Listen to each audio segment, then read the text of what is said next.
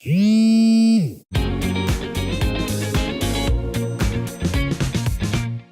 y avait foule ce jeudi pour le départ de la 6e étape du Tour de Brest à Guerre-les-Dents.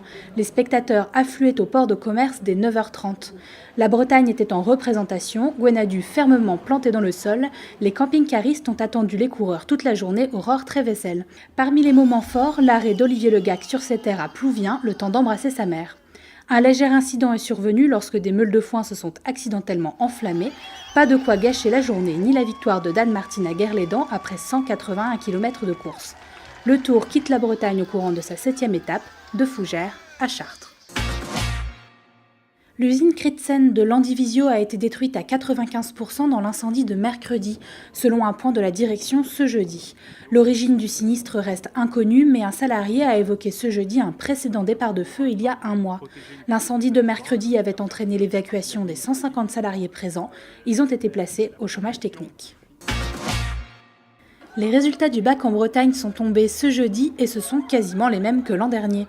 94,3% de réussite au bac général, 93,7% pour le bac technologique et 88,1% de réussite en bac professionnel.